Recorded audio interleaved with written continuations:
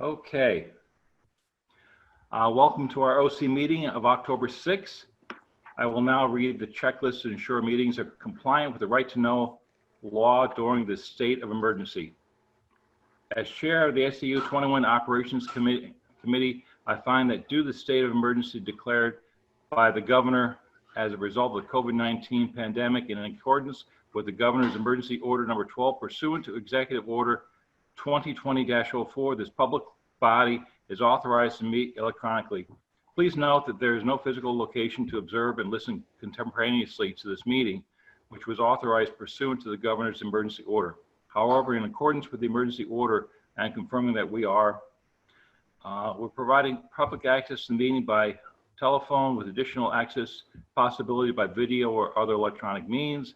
We're utilizing Zoom for this electronic meeting.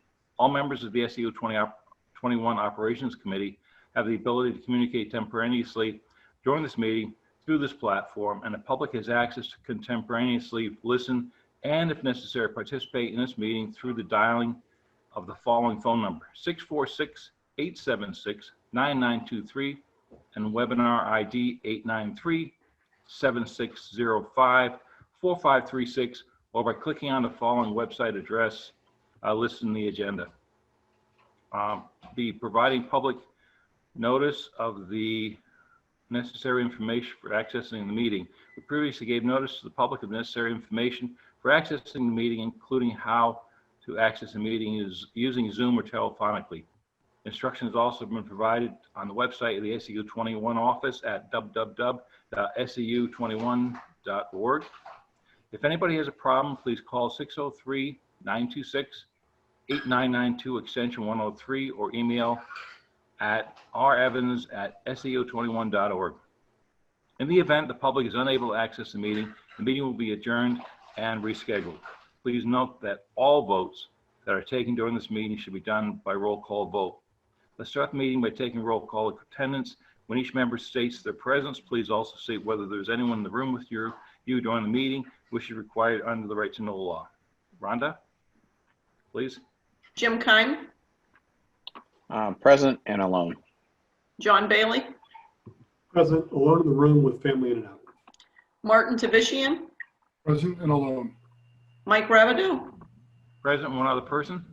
And Jessica Brown. Present with family. I have the roll call taken. Great. Okay, let's start off with approval of the meeting minutes for May 13th, 2020.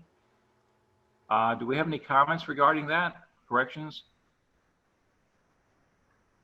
I don't see any. I'll take a motion to approve as posted. I'll make a motion to approve the minutes from Wednesday, May 13th, 2020 as presented. Thank you. Do I have a second?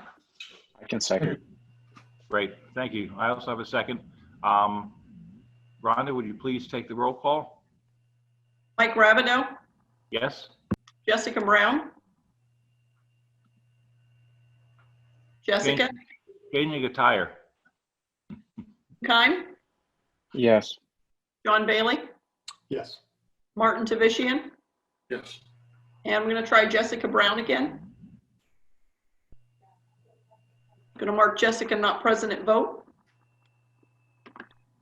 I have the vote recorded. Thank you. I guess we'll get right to the second read and approval. So you have a set of policies that are on this agenda. They've been on each of your individual board agendas for a first read. They will be on the meeting agenda next week for a second read. And if we have a quorum of each of the boards present, we can approve these policies, which are pretty much all in the category of required by law. This is the way we've been proceeding on policy. So they would be adopted at the joint board meeting and would become part of the policy manual for each of our districts. So generally speaking, what the OC has done is recommended the policies onto the joint board. If you feel comfortable doing that, or if you have any questions, we're happy to try to answer them.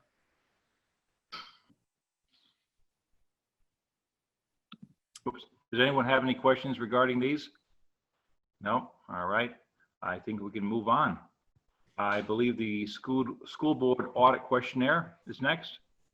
Yes, so you're all familiar with the audit questionnaire. This is a questionnaire that we ask board members as part of our annual audit for all the school districts, and this is for the SAU. So we are recommending that we bring this forth to the school or the joint school board so that we can complete this questionnaire as part of our audit process. Great.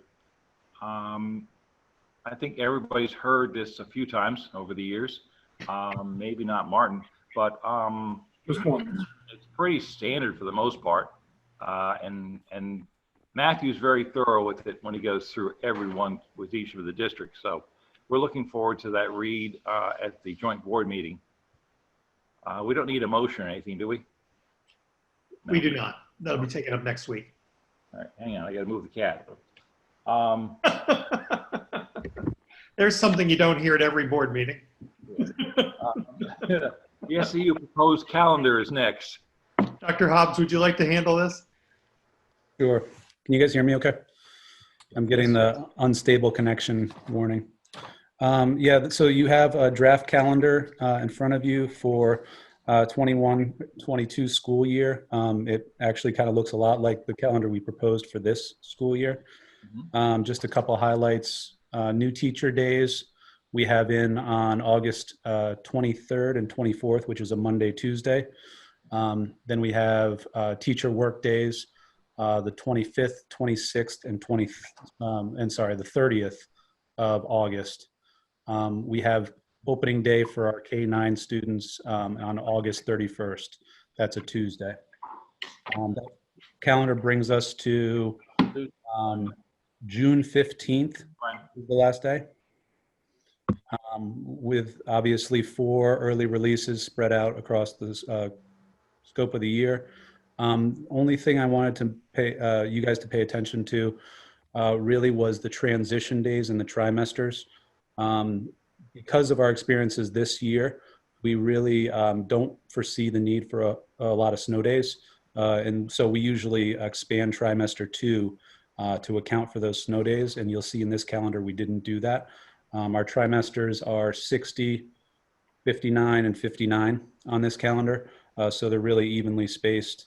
So the idea is we can get the entire SAU on the same trimester calendar, which would help with Power School and would help with all of our schedules. Last thing I just wanted to note, and Ron, thank you, Rhonda, for putting this in. We did all the hours calculations. You might notice that student days come out to 178 on this one. But if you look at the calculations in terms of hours, we're required to do 990, and we're well above at all of our schools. So that's where we are. I can answer questions. David, thanks for your work on that. Yep. Yes, it looks wonderful. Let's see. Superintendent goal. Bill? Any other questions? Any questions for David on the calendar? Okay. All right. Great. So every year, well, first of all, let me say this. So I've given you 3 documents here, and I'd like to spend some time next week, given what we've been through over the last few months, trying to do a bit of a reset.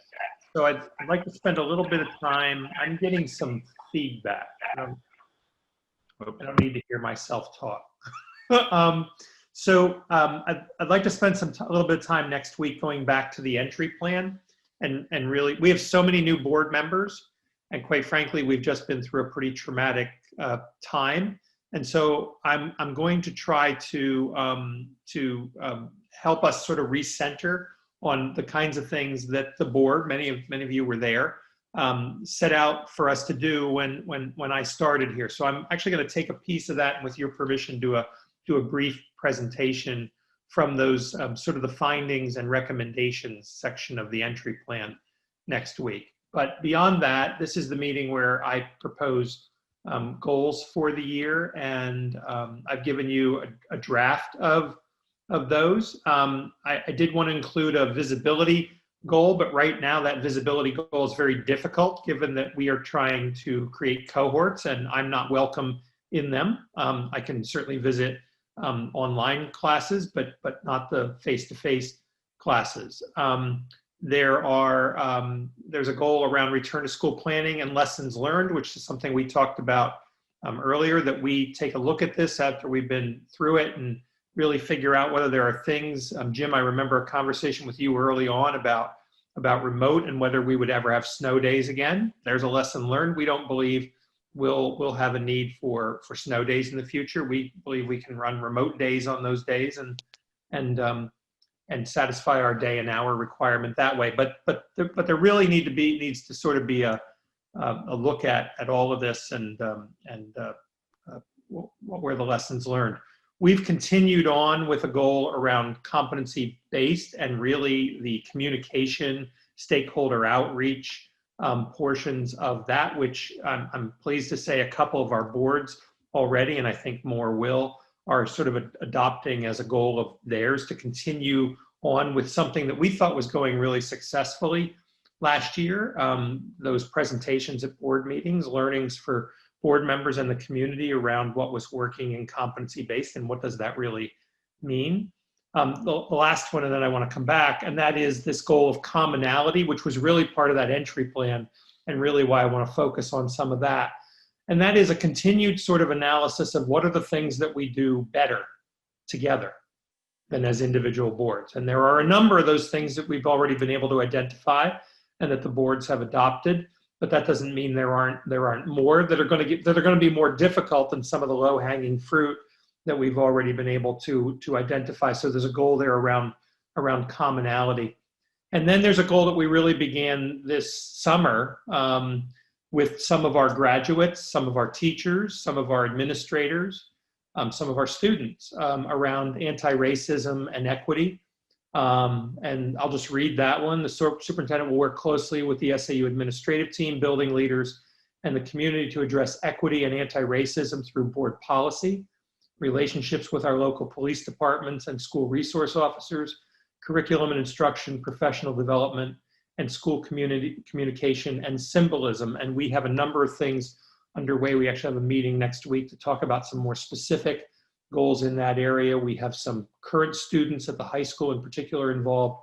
We have some graduates of our schools who are involved and very interested in this goal area. And it's something that we're really, really excited about. So those are the goals I would propose. I'm certainly open to discussing any of them or talking about other areas that you might think are important before these get proposed to the joint board. Bill, I think Sure. definitely as part of what the proposal was originally for the entry plan and the successes, if you could highlight those, like the policy committee has really been very good in an overall approach and plan. And now we're moving along with the grunt, if you will, the policies that we had to have. Of course, was it whatever 9 is being revisited now soon, right? That's because the legislature, every time we change one, Right. they modify the law slightly and make us change it again. Yeah. Exactly, but at least we're ahead of the curve because we had a lot of them that hadn't been visited forever. I think if you emphasize that, that's one of the major ones that really pops up that, from across the board that we were working on. Mike, it's a really good point, and I will try to do that. And please jump in and help me next week where you would like to. I mean, even things as simple as right now, I think we've gotten to the point where we sort of take Caroline's position for granted and the things we've been able to accomplish by having that position.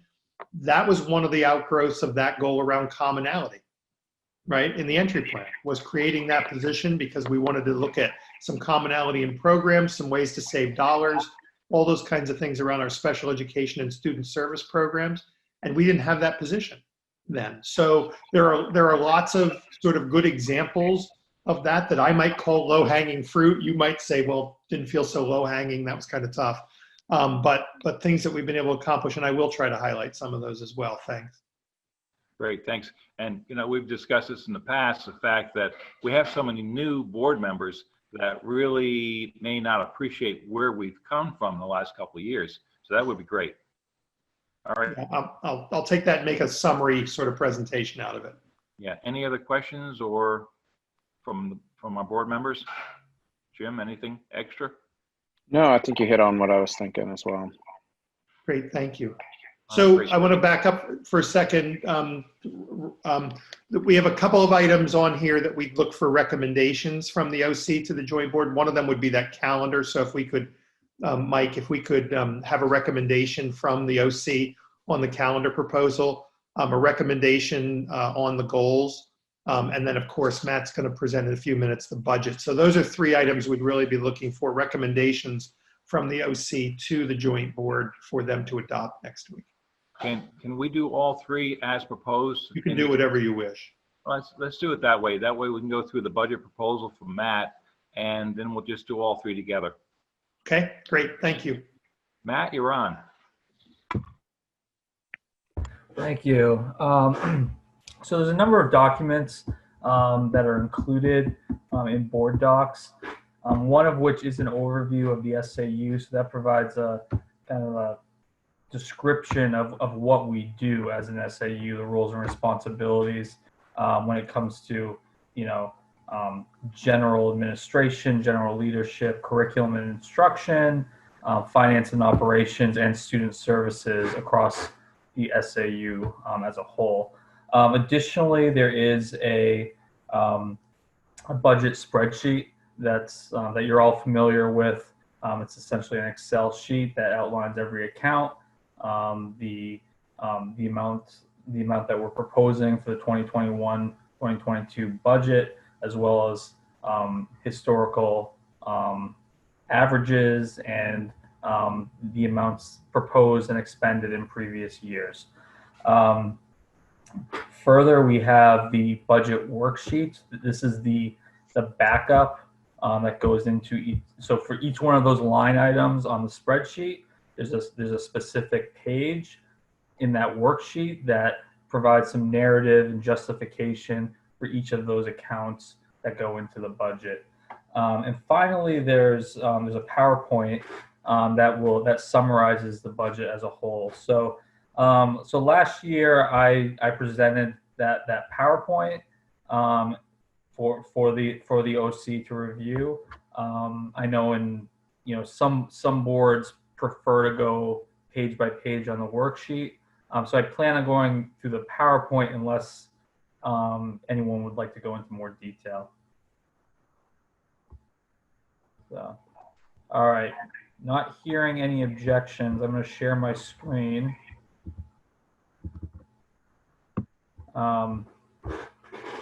So for this 2020-2021, I'm sorry, yes, I'm 2021-2022 budget. We're really looking at, oops, sorry. There we go. We're really looking to drill deeply into our shared vision of what an SAU looks like. So as Bill just alluded to in his in the goals discussion, what we're looking to do is align and become a more consistent, collaborative, and efficient operation at the SAU level that really benefits each of our districts. So some of those benefits are outlined here. Now, obviously, we've really been focused on operating an SAU in an entirely new environment with a new learning model, navigating COVID-19. However, I do want to point out that while we're planning and communicating and navigating this really challenging time, we've also done a lot of work as far as bringing the SAU together, trying to align our districts to really provide better cost, better performance, and efficiencies to each individual school district. So some of those initiatives that we've taken on and implemented over the last 2 years includes really significant progress with the implementation of our competency-based education learning across all of our districts. So, Dave is really, taking this to the next level. as you know, we brought this forth a couple years ago, and he's worked with our our curriculum leaders and curriculum coordinators at each of our schools and the leadership of the schools to provide that professional development, to provide that learning and the opportunities for our districts to really take that next step from a concept to real life application. And as outlined in this budget, you'll notice that we have removed that consultant line item. The last 3 years, we've been contracting with a consultant to help with that process. Now we're at the point where it's self-sustaining. We're working internally to continue that process. Additionally, there has been increased coordination with our student services. So this is the new role that Caroline has taken on, and really done amazing work with our special education directors. As Bill mentioned, low-hanging fruit like coordinating, something as simple as bus routes to combine so that we're not being charged for 2 separate students in 2 different districts going to the same location. So we're creating efficiencies there. Where we've contracted, we're doing direct billing for Medicaid now internally, where we've this past year we hired an ESOL teacher at the SAU level to provide services across our 4 districts, so that we can save some costs, have some cost savings, but also provide better services because we have a full-time employee. So it's really a win-win situation there. And really working with our directors to maximize our grant opportunities. She spearheaded a preschool grant initiative that we received. It's a 3-year grant. It's really some great work where we're seeing some improved services as well as those cost efficiencies that we outlined when we presented that position to the board. Additionally, there's been a plethora of technology improvements across the SAU.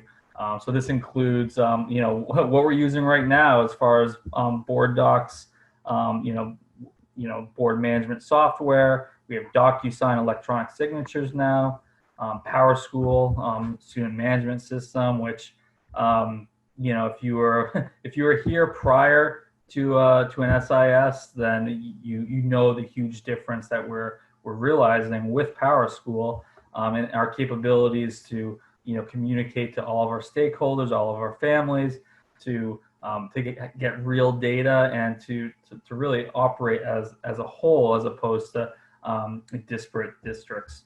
We've implemented frontline absence management to improve our substitute calling and leave management.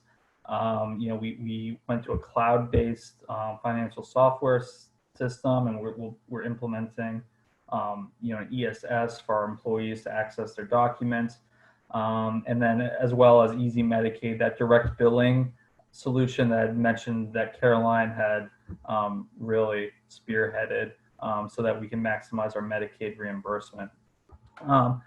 We identified, Bill during his entry planning identified evaluations, performance evaluations as an area of improvement.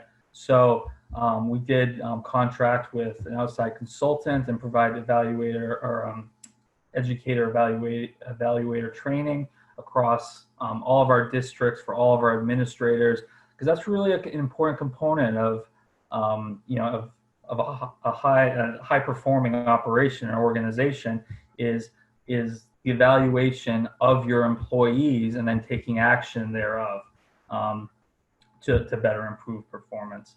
I'd referenced the ESOL teaching services. Dave again is working on curriculum review process. This is to align our curriculum across the districts. Additionally, we've done a lot of work with more of a comprehensive emergency planning and coordination with our first responders within our individual towns, bringing them together so that we have a cohesive plan as an SAU and we can coordinate in the event of an emergency. So these are just it's a few examples of some of the work that we're doing at the SAU level that really affects each of the individual districts and is a real value add, both from a services perspective and a cost savings perspective. One component of our budgeting that you all are aware of that we need to keep in mind are enrollment projections. So this is a unique year. As many of you know, we, as part of this current year's budget, we had budgeted to conduct enrollment projections. Well, so we would hire an outside contractor to provide enrollment projections. So we are delaying that because we don't feel the data out there is relevant or will be useful in conducting those enrollment projections. So we are going to delay that till next year so we can get some real data and can project out enrollments. However, as you see, our current year enrollments, they are slightly lower as students have looked at other options during this, or families have looked at other options during this pandemic. Overall, we're at 2,434 students, which is slightly lower than last year, but really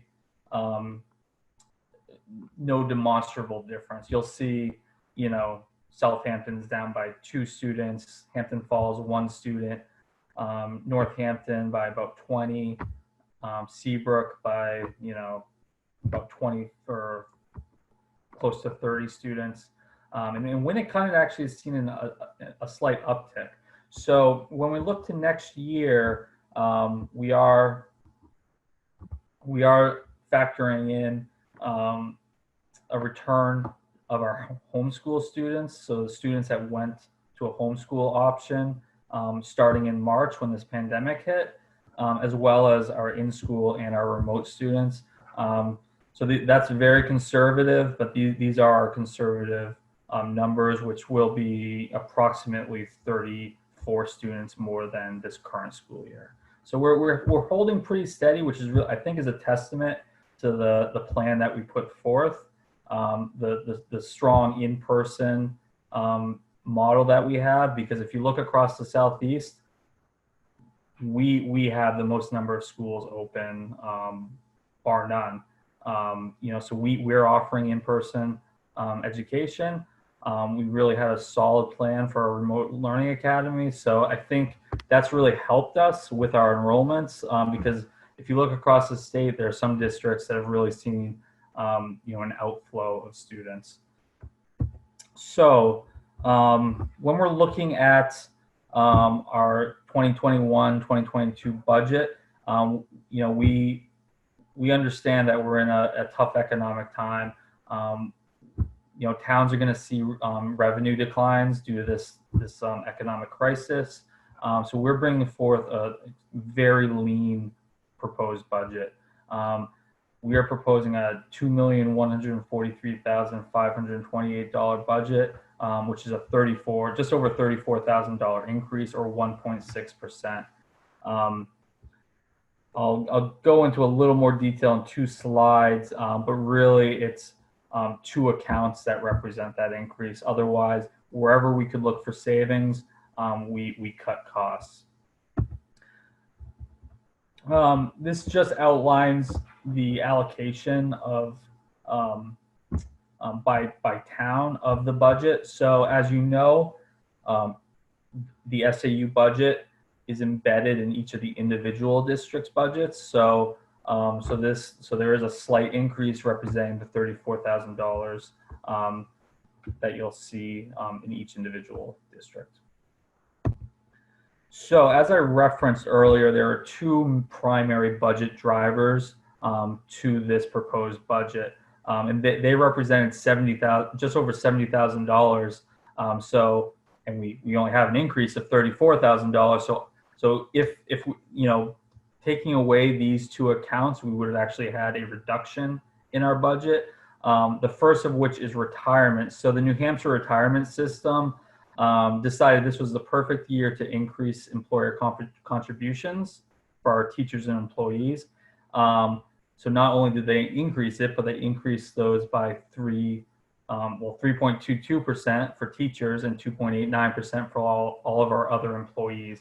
This is a major expenditure. So when you look at our budgets across all of our districts, you know, staffing, our salaries represent, you know, maybe 85% of our budgets. Well, this is 3% of that amount.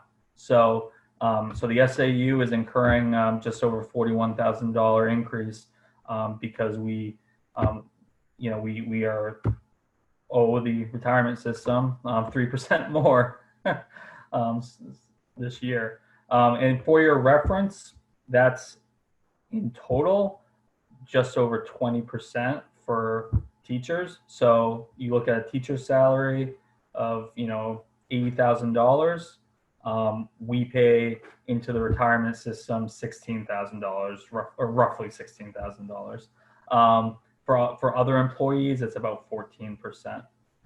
The other driver is health insurance, which we're estimating a cost increase of $29,000. So the primary reason for this increase is that we had some planned election changes. So you know, we've had some turnover at the SAU, and you know, sometimes that can affect this cost. So you replace someone that's a single person plan with a family plan, and that costs $20,000 right there. We've also estimated 8.5% increase in premiums. However, we will be getting the actual GMR, so the guaranteed maximum rate from Health Trust. I believe we're going to get it this week. The board meets this week to finalize those rates. So I hope to have a final number. So please note that number will change. We took the 5-year average, which is 8.5%. So if you were to remove those two accounts, we'd have a reduction of 1.7% or $36,000. So embedded in this budget and across all of our district's budgets, we provide a cost of living adjustment for our non-union staff members. We base this on inflation. So the consumer price index for our geographic region from July of, so in this case, July of 2019 to July of 2020. So that's that preceding year. In this case, inflation was 0.8%. So we have included a 0.8% cost of living adjustment for all of our non-union employees. I will note that that does not include our union employees. So our union employees operate under a collective bargaining agreement. So our teachers have a 4-year agreement. This year it's at 2.75%. Our CESPA employees, which are our EAs, our paraprofessionals, they also have a 4-year agreement, and they're at a 1% increase this year. So going into detail by budget function, the first department is improvement of instruction, which we're budgeting at $46,710, and this is a $20,715 reduction. So this account provides for professional development funding, as well as salary support for our various curriculum, you know, CBE initiatives, you know, across the SAU. The reason for the reduction is that we removed that consultant cost, as well as it is the completion of the reimbursement for the business administrator's doctoral program. The Board of Education account is budgeted at $22,901. That's also a decrease of $6,500. This represents a removal of a one-time cost. So that would be those enrollment projections. So last year we had budgeted for those enrollment projections. Although we've delayed it, we still will encumber those funds from this current school year. So that cost goes away. Additionally, we're required to hire an actuarial firm to conduct OPEB, so post-employment benefits valuation reports as part of our audit report on an annual basis. Well, there's a full report and then an abridged report, and the actuarial firm charges us accordingly. So this is the off year where it's the abridged report. So it's slightly less money. The Office of the Superintendent is budgeted at $691,498. That's a slight increase of $11,152.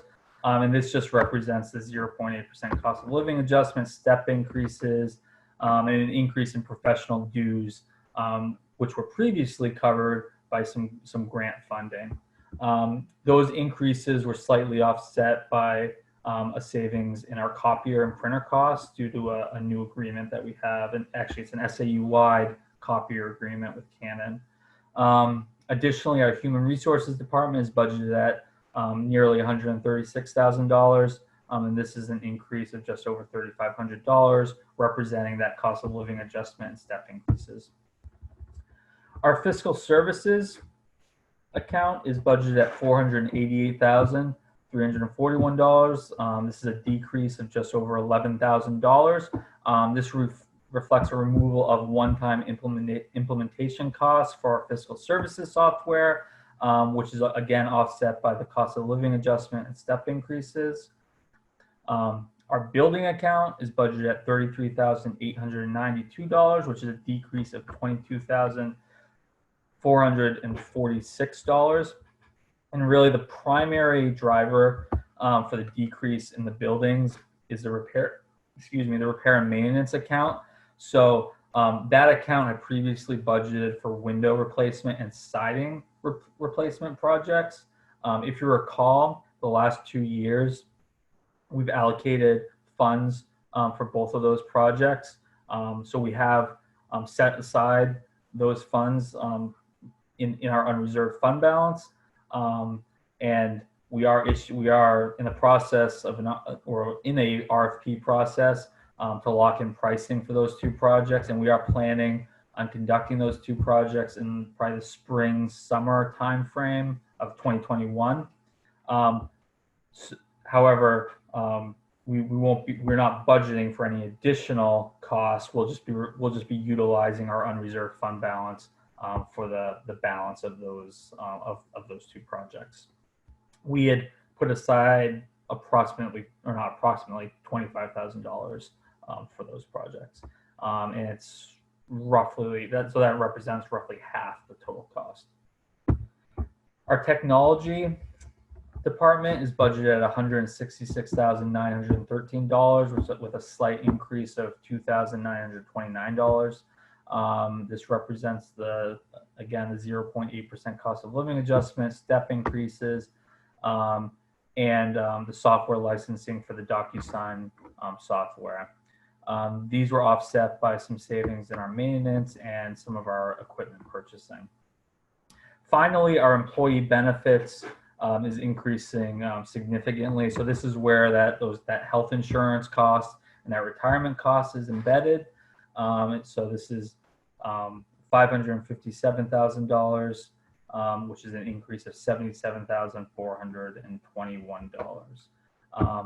So I referenced our unreserved fund balance to utilize for the window and siding project. The current balance is $192,248. So that is the budget in a nutshell.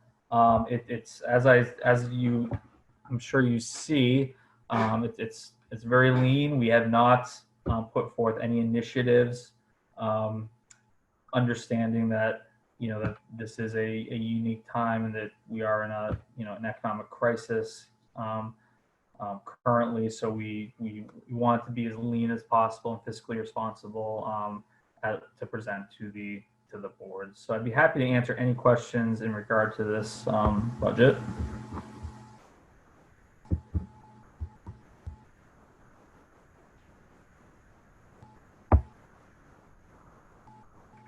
Do we have any questions from the board members? Hey, Matt, people might be interested in knowing that our city, our towns are going to experience, each of their budgets is going to experience that retirement issue, and each of their towns are going to experience that issue. Yeah, so that retirements increase is across the board. So for all school districts across the state, all towns across the state, for firefighters, for police, for all municipal workers. So this is really a budget killer across the state for for everyone's budget, and that's going to affect each individual town. I'm sure you'll see there'll be plenty of discussion during the town budget discussions. And as Matt said, brilliant timing. Matt, this is John Bailey. I really appreciate all the work that went into trying to keep the costs down and try to represent or present a decrease if at all possible. The only page that jumped out at me was page 22 on the workshop, on the worksheets, dealing with the workshop travel.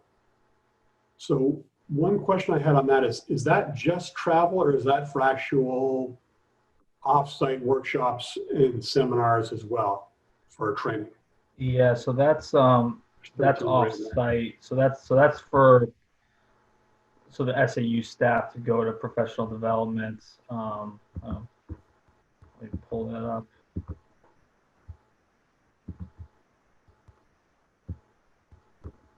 So I'm just trying to see if that actually includes the workshops themselves or if that's just travel. yeah, so that includes if there were a hotel, the conference, some of the conference fees. Some of that is in the PD account line at the actually the first account. But when you look at the various workshops, that are held by New Hampshire School Association, all those costs are embedded here. So. And Matt, isn't this somewhat because of David and Caroline's unique situation? And maybe you want to describe that. Is that what's driving part of this? Is Caroline no longer being part of the Granite State Initiative? I don't think that's driving this. Okay, cost. sorry. That would be the dues. Okay. So I'd reference the increase in dues and fees. Maybe I'm going the wrong way. I thought some of it was in those conferences also, given that Page 25. as a member of Granite State, we weren't paying any of that for her. It was all included in that Granite State initiative. Yeah, so the actual association, so you'll see there's a 0 here. That was covered by the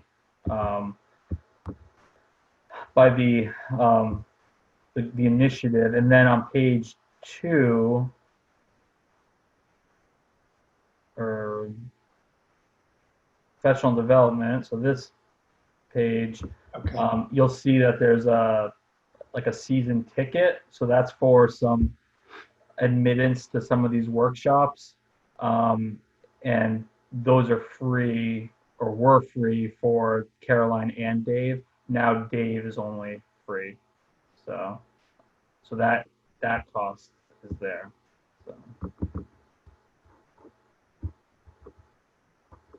So is any of the expense on page 23 attackable, or is it not? I'm sorry, is what? 22. Is any of the issues or any of the expenses on page 22, that $13,000, can anything be done to decrease that, or is that all expected to be real? Well, those are all the workshops and seminars that really Bill, Dave, Caroline, and myself attend, as well as to a lesser degree like our human resources manager. I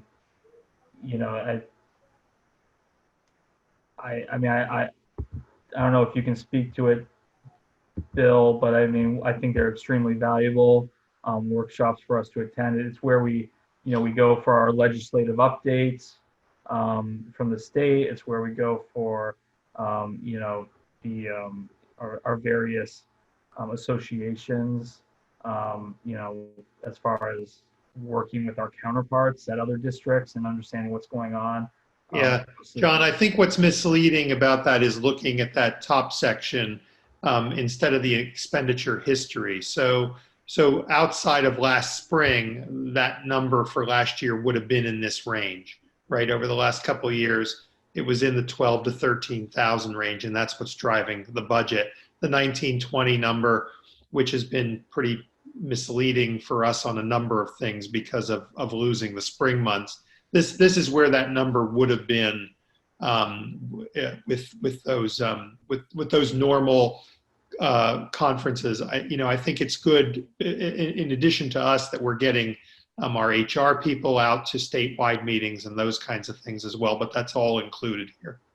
Okay, yeah. I mean, I'm sorry. From professional development budgets, but if it was more travel, hotel, et cetera, going along with this, where that's going to be a lot less than history, then I think we might be able to shave another, whatever, $5,000 off here that might help. Yeah, the only instance of a hotel would be the end of year superintendent's conference. Otherwise, these are all day events. Yep. So we Okay. really don't go overnight anywhere. Right. Yeah, I'm sorry. I should have mentioned that about the 2019-2020 expenditure column. I mean, that's a great point by Bill. You're going to see that across the board where those numbers are going to be artificially lower. So really, like in this case, if you look at 17, 18, 18, 19, those are more representative of the actual costs. That $8,800 is essentially 2/3 of the actual cost. So Okay. it actually, in this case, some of our bigger events are at the end of the year with higher costs. Right. So it would have been even higher. Okay. And John, it could be that over time, we're going to see that some of those events may go more virtual. I mean, the entire NHSAA professional development program right now is online, and the end of the year conference is up in the air. And some of those things, there's been some conversations. For example, if we have a conference on X, are we going to do that remotely going forward? Are we going to have statewide meetings instead of everybody driving to Concord one Friday morning a month? Does it make more sense to do that remotely? I think there will be some of that, and we'll be able to adjust accordingly as some of that sort of evolves. Okay, thank you. Do we have other questions from board members? I didn't see, I was looking through the whole thing, Matt. I didn't see the line item for the 5 employees put this together. This is impressive. It's very comprehensive. There's a lot of information. I think that any new member would be really blown away as to the detail and how much time you really spend going over and over and over these budgets, because they're great. And I know it's gone up, but based on your explanation and review, I don't see where we can avoid it at this point. So thank you. It's going up because the state is hit, and you're going to see that, unfortunately, this spring in budget after budget. The numbers we're looking at are almost completely driven by what the state's done to us with respect to retirement. Right. Assuming more costs. All No. right. Driving lots of costs to local cities and towns. That's the way they wanted it. So, any other questions for Matt? So we're looking for a recommendation for the SAU 21 proposed calendar for 2021 and 2022, the superintendent goals for 2020 and 2021, and also the SAU 21 budget proposal for fiscal year 2022. I think we can lump those together. And do I have a recommendation? I'll make a recommendation. Thank you, Jim. Do I have a second on that? Thank you. Thank you, Martin. I'll second. Oh, okay. It's hard to tell you there because we can't see it. We can put everybody down for the second, and then we got the vote, right? Yeah, exactly. There you are. Okay, Rhonda, unless there's any questions, we'll take a vote on that, please. Martin Tavishian, Yes. Mike Rabideau, Yes? Jessica Brown, Yes. John Bailey, Yes. and Jim Keim. Yes. I have that vote recorded for all 3 items. Great, I thank you all very much. I guess any other business that we have at this point in time? No, I would just say that, and I'm saying this at each of the board meetings, that next policy subcommittee or that policy committee meeting is a very important one. There are some financial items that will be on there. There are some continuing of the revision of required policies on there.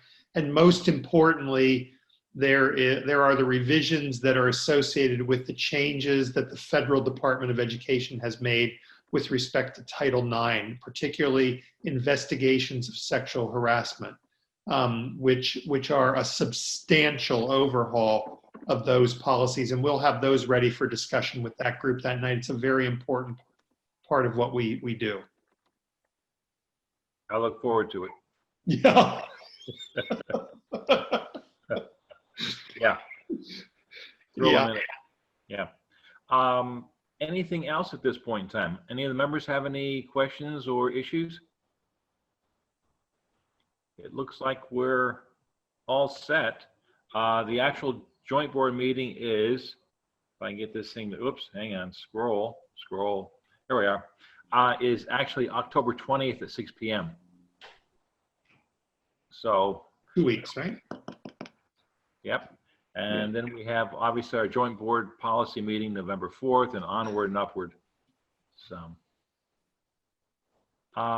we have a budget meeting the same time for the joint board.